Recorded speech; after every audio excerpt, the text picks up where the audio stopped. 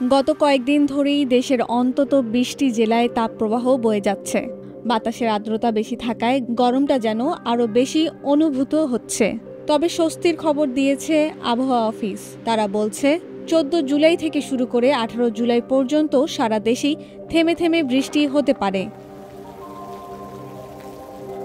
১৪ জুলাই রাজশাহী, রংপুর, ঢাকা, ময়মনসিংহ, বরিশাল, চট্টগ্রাম ও সিলেট বিভাগে দমকা হাওয়া সহ বৃষ্টি বা বজ্রসহ বৃষ্টি হতে পারে।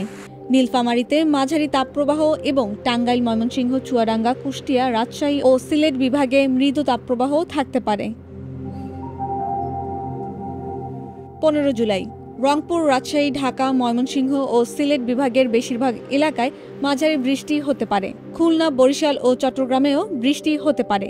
কোথাও কোথাও ভারী থেকে অতি ভারী বর্ষণ হতে পারে। ১৬ জুলাই রংপুর ও সিলেট বিভাগের অধিকাংশ জায়গায় এবং অন্য বিভাগগুলোর অনেক জায়গায় দমকা হাওয়া সহ মাঝারি বৃষ্টি হতে পারে। ১৭ জুলাই ঢাকা, চট্টগ্রাম, সিলেটের অনেক জায়গায় বৃষ্টি হতে পারে। অন্য বিভাগগুলোর কিছু কিছু জায়গায় হালকা থেকে মাঝারি বৃষ্টি হতে পারে। কোথাও কোথাও ভারী বর্ষণও হতে পারে। ১৮ জুলাই সব বিভাগের কিছু কিছু এলাকায় দমকা হাওয়া সহ হালকা থেকে মাঝারি বৃষ্টি হতে পারে, তবে তাপমাত্রা প্রায় একই রকম থাকতে পারে।